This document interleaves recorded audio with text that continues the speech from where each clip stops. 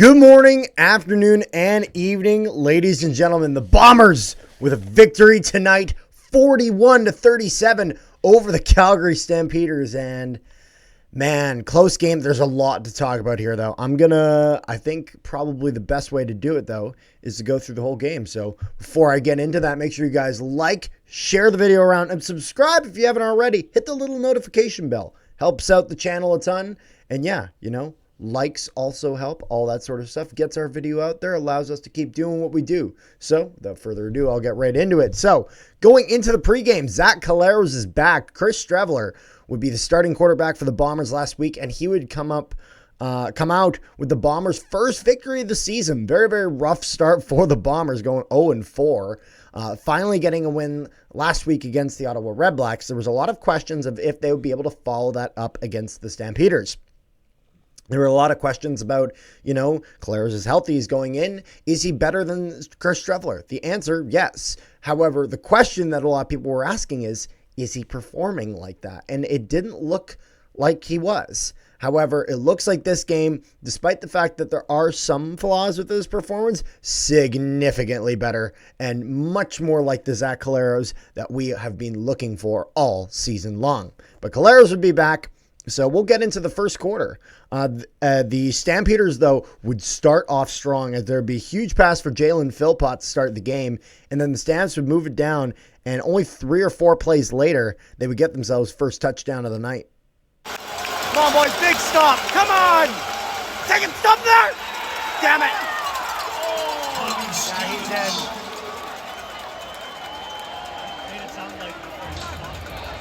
I think he's in. Yep. Crap. Yep, first touchdown just like that. Conversion is good. Rene Paredes hits that, making it 7-0 for the Stampeders. Bombers would then get going. There'd be a solid pass for Drew Wolotarski, but then unfortunately, Collaros, second throw of the game, throws a pick.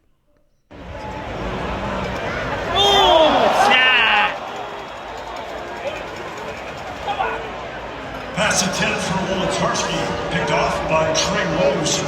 Oh boy. Yeah, not a good start. Stamps get back on it, and it's like, all right, we need some good defense. That's how we need to respond. However, you know what would be a great way to respond? Tyrell Ford getting himself a pick and getting the Bombers the ball back.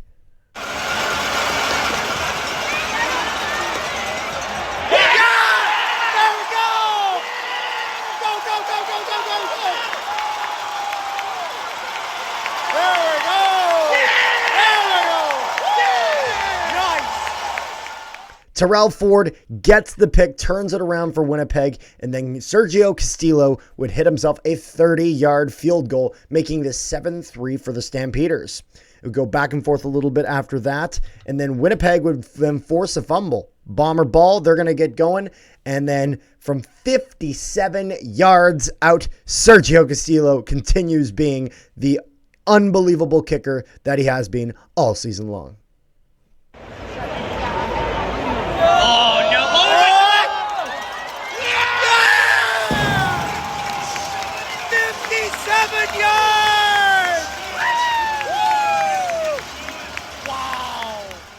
I say all season long just because obviously everyone knows he had a rough game one, but then everyone also knows that that was the one game of the year. When I say one game of the year, I don't mean just one Bomber game. I mean one game total where microchip balls were used. All the kickers were complaining about it, saying that these were just completely changing with the way that they have to kick and with the way the ball is supposed to fly and all that sort of stuff, and that they should get rid of it, and they got rid of it, and he hasn't had a problem since. So I'd say that Castillo was right in that complaint that he made. But that would make this 7-6 for the Stamps. Calgary then really starts to get their passing game going a little bit. I'm starting to get a little bit worried. So we would go into the second quarter, and Rene Paredes would start off the quarter with a 38-yard field goal, making this 10-6 for the Stamps. The ref would then be a pass, I believe, for Nick Dembski. Ref makes a bad call. He blows this down immediately and calls an incomplete pass. I think myself and a lot of Bomber fans were very, very frustrated because obviously it was not an incomplete pass. Coach O'Shea would challenge it and it would get overturned. But the thing I think that we were so frustrated about more so was that because it was, it was a pass and there was no incompletion whatsoever, Dembski was completely robbed out of all the yards he could have then got running forward. I mean, he had room. He could have at least gotten something. And this is actually really strange because in hindsight, I don't know why the Bombers challenged this, because they challenge it and they win. Dembski was in the backfield though. So we won the challenge and lost yards. So it was 1st and 10. So they ruled it incomplete, which would have made it 2nd and 10. Now, us challenging it gives us the completion, but we don't get any of the yards after that because the play was blown dead. So we would now get, because we won the challenge, 2nd and 12, so in hindsight, it makes no sense. I don't think I've ever seen that in football. What a crazy situation.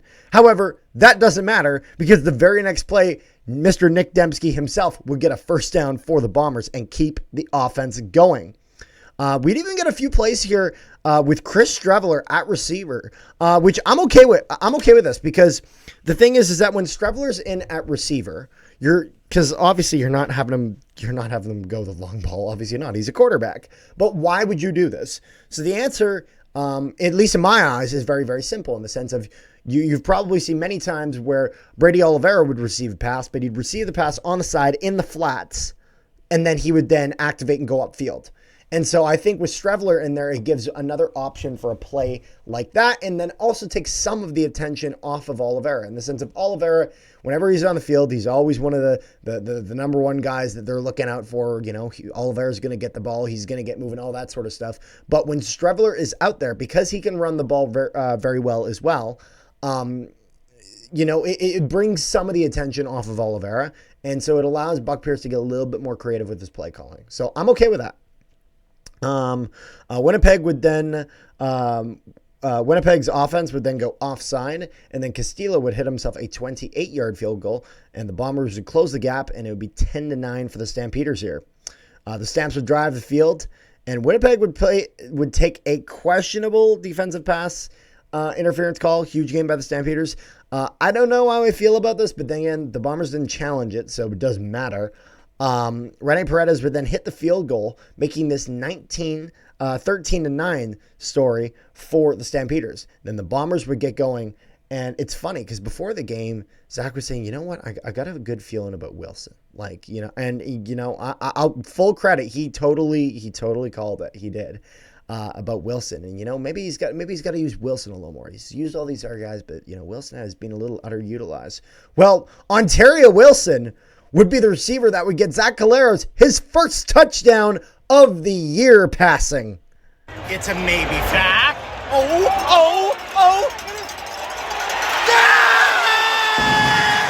Touchdown! Ontario Wilson! Woo! Out of way! Ontario Wilson! It's game 6. Really should have had a touchdown pass by now, but it does feel darn good.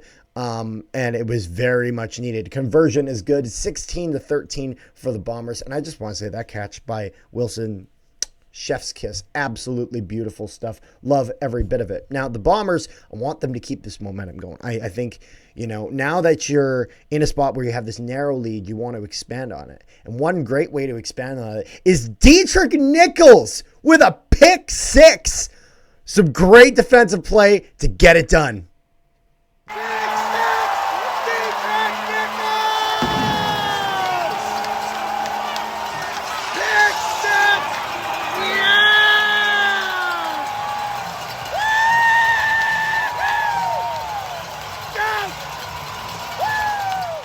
Conversion is good, and just like that, it is 23-13 Winnipeg. Winnipeg with a 10-point lead. Just don't screw it up. And at this point, I'm like, let's go! Awesome. I'm so hyped, so excited. The Stampeders would take an illegal contact penalty on the kickoff return. There'd be a 10-yard penalty against them. Then the Stamps would push the field. They would get themselves a touchdown, though.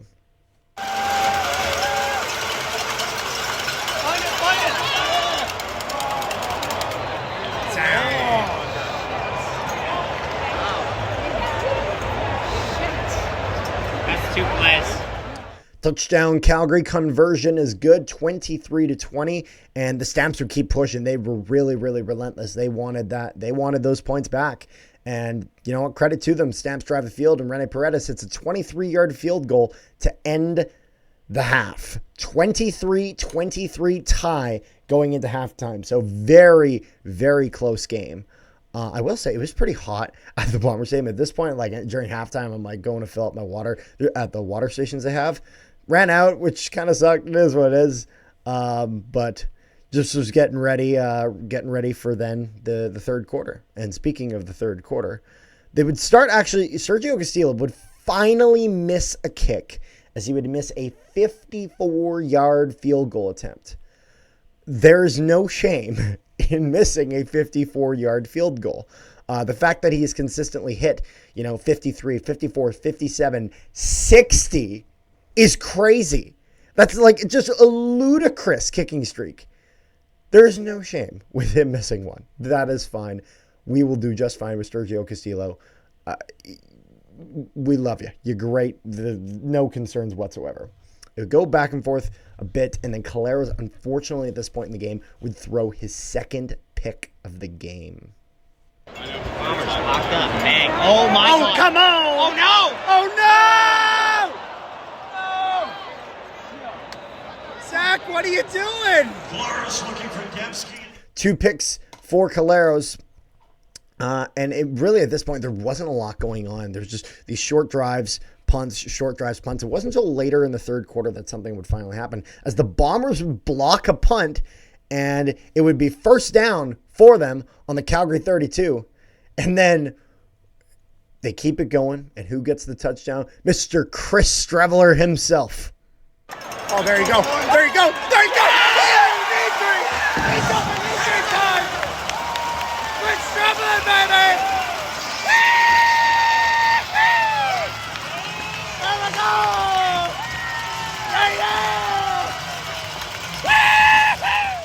Strevy with the touchdown. Conversion is good. 30-23 for the Bombers, breaking that tie. And Calgary would then start to push back. Stamps go for it on third down on their own 37-yard line. It was very risky play. It was a risky play, but it paid off. They were able to get it. So it's funny. It's not like this. It's not like this drive was incredibly important in the sense of that this one drive decided the course of the game. It was just an interesting time to go for it. And again, on their own 37-yard line. So if they turned that ball over and it was like an incomplete pass because they passed that ball on that play, Bombers are instantly within kicking range. So risky play. Dickinson takes it though, and it pays off for them. And that would bring us into the fourth quarter where again, both teams have kind of exchanged drives a little bit. No one able to break the deadlock until Calgary does. And the Stamps will get themselves a touchdown at the start of the fourth quarter. Take him there. Tommy Stevens. Stampeders with the touchdown. Conversion is good and would tie this game up 30-30. And at this point, Caleros then starts getting going again. And I'm like, you know what? Caleros passing overall has been better despite the picks. There's been a lot more completions. And I'm just noticing now that like at this point in the game, I'm thinking like, man, he's been going to Ontario Wilson like crazy, which again, like, I mean, obviously it was working. You can't really blame him. But then they would just keep pushing down the field there, and Castillo would hit himself a 38-yard field goal, making this 33-30 for the Bombers. Again, I wasn't fazed by him missing that one earlier. I knew he'd hit this. No concerns there. And the Stampeders would then, they would push back, and unfortunately, they would respond with a touchdown. Conversion is good, 37-33 for the Stampeders. So Bombers now a little bit on the hot seat. They got to get going.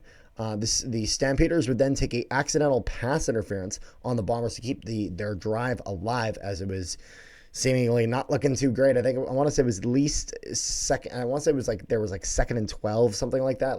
And deep in their own zone, like they had a long way to go. But that penalty would give the Bombers a first down. But at this point, they're like, you know what? We can just keep trying to march the field first down by first down, or we can just throw caution to the wind and see how it goes. And Ontario Wilson answers that call. Oh my goodness, what a catch. Oh my goodness, Wilson! what? Ontario Wilson! Oh my God! Just an incredible catch by Ontario Wilson. Now, how do you follow up such an incredible play by Mr. Ontario Wilson? I think it's with a Nick Dembski touchdown.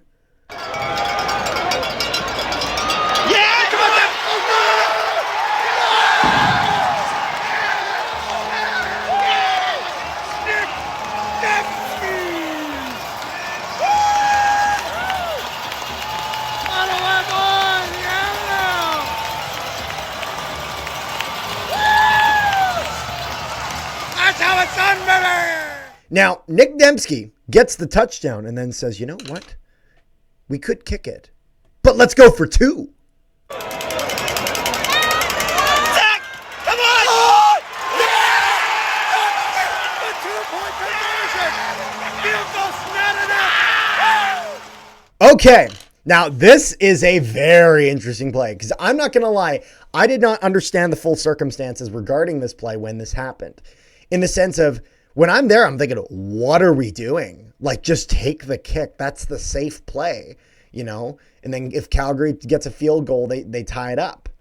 But then they go for 2, and they do get it. And I'm like, man, that was so, it paid off. It paid off. But, man, that was risky.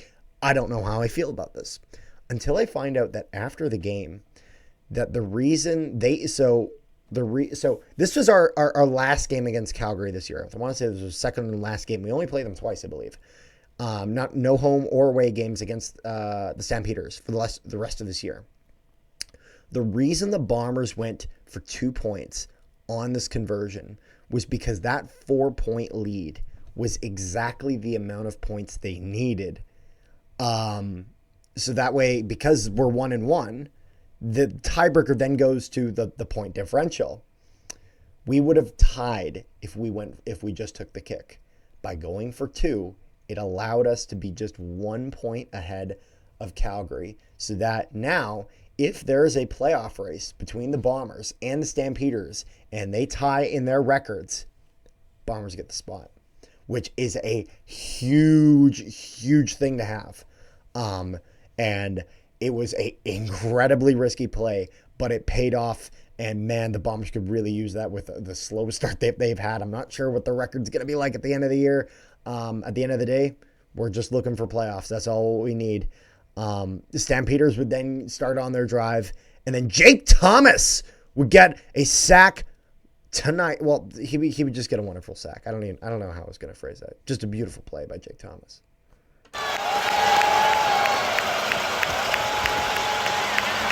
Pressure! Get him! No!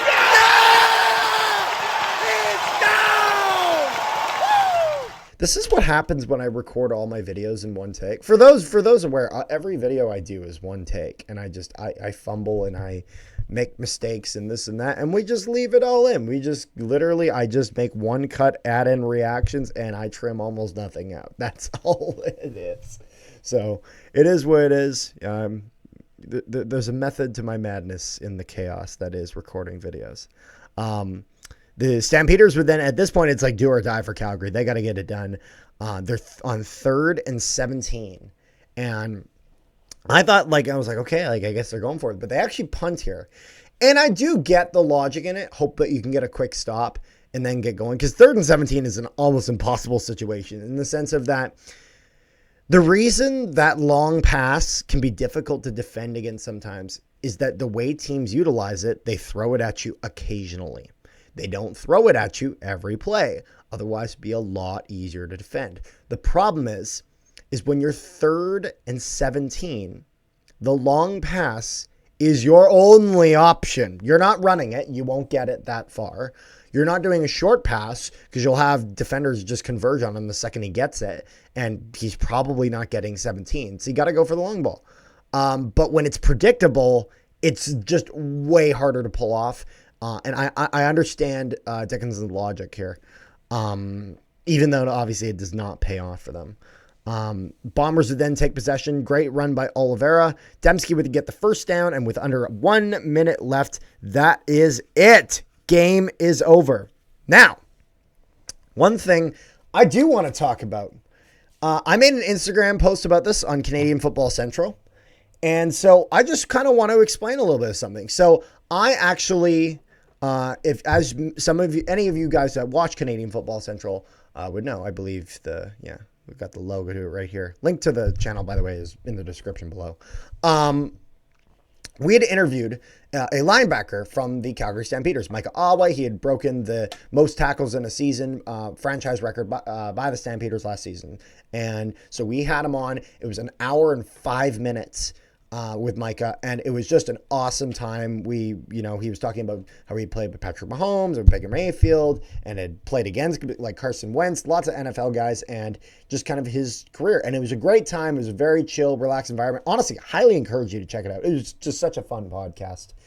And after that, I had actually found a Calgary Stampeders jersey at a sports store in Winnipeg. I believe it was Uptown Sport. Yeah, it was Uptown Sports at the Outlet Mall, right by IKEA. They got some cheap CFL jerseys there occasionally. Check it out if you're in Winnipeg. And they had a cheap Stamps jersey, so I sent him a text. I'm like, you know what? I will get this Stamps jersey, and I'll get it with your name and on the back if you sign it. And he agreed, and so I was like, awesome, And so we were trying to get this figured out because I didn't really know about the jersey was available till Tuesday of this week. I needed it by, today's Friday. This is the game. And I think I'm posting this on the Saturday, but recording this Friday night. The game is Friday, so I needed it by Friday. So I spent a few bucks just to get it, kind of rushed the customization because normally it takes about at least a week. So they get it done earlier Friday. So it would have been nice because if I got it yesterday, I probably could have met Micah somewhere in the city. That would be just much easier for either of us to get it done. But it didn't work. So I was like, you know what? After the game, that's when we'll do it. And so my seats are roughly around in the end zone. You can probably actually tell from the reactions where roughly I am in terms of just being around the end zone. So essentially at the end of the game, he was just going to come over and sign it. And so I basically would just go to the front and he'd come up and sign it. And so the game ends. I head down right near the field. And so I see kind of all the players because, players in Calgary have friends that play on Winnipeg and vice versa. And so they kind of all converge and they start chatting and this and that. And players will slowly start making their way to the dressing rooms. Now for home teams, typically they'll take a little bit longer to kind of embrace with, family and friends and this and that. But for away teams, they typically get to the dressing room a little bit quicker just because, the likelihood of them knowing someone there is just slimmer because it's an away game. And then also, especially on a loss, and I'm not trying to rub that in or anything, I promise. Just the coach wants to talk to his players. And I totally get that. It makes sense. I played sports. I get it. And especially when we're talking about athletes at this level, this is their job. This is not that is their obligation. They got to be there for their coach. That is their responsibility. And so it was one of those things where I didn't see him right away. And I was like, you know what? He's got a lot going on. I can probably just mail it to him or something, figure it out. And so, but then literally, I shit you not, center field, this crowd of big full players. I see this guy, this red jersey running out of it and runs down the field. And he's running down and he's going like this, sign, someone told me to be here. And so me and my brother are literally standing in the corner. We're like, Micah, get over here. And so he gets over here. Again, literally just ran down the entire field to get here. And I could tell he's in a rush. No kidding. He's got to get back with his team. And then quickly sign a jersey as well as my hat. So thank you, Micah. Thank you. Awesome sauce. Also, I have the old Stampeders jersey. I prefer this one a lot more. But thank you so much, Micah, for that. Lovely, lovely stuff. And he did, and it was one of those things. Again, he had this obligation to his team and all this and that. He did not have to do what he did, but he did, and it was incredibly kind of him. So I want to give a really, really special thanks to Micah Alway, as that was just a pure class act. I already had so much respect for Micah Alway. I now have a lot more. So I just wanted to share that just because I think it's really important. I think it kind of shows the kind of person that he is.